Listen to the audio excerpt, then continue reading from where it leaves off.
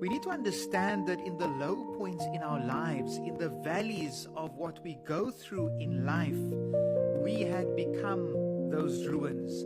We had become those cities destroyed, crumbled, and broken down. But we also need to get to that understanding that we can rebuild, that we don't remain there in the ruin.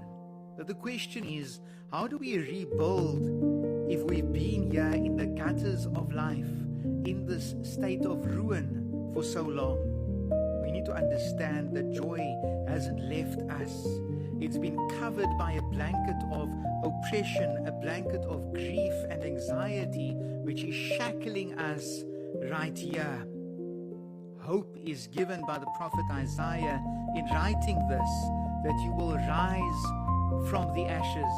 You need to understand that this reading that the prophet Isaiah is penning down, that we are reading and finding hope for today, was not a reading that was written to the Israelites who are going through what is known as good times in their lives, but it's written to Israelites who are going through an exile.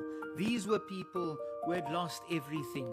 They were in the low point of their lives. They were in the valley of their lives. They were in the ruins of their lives, where they had lost everything. They lost their homes. They lost their freedom. Some of them lost their family members. They were in the ashes. They were in the gutters of life.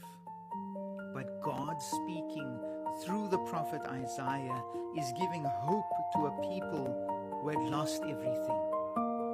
Joy and gladness will come to those who mourn, and they will rebuild cities that have been in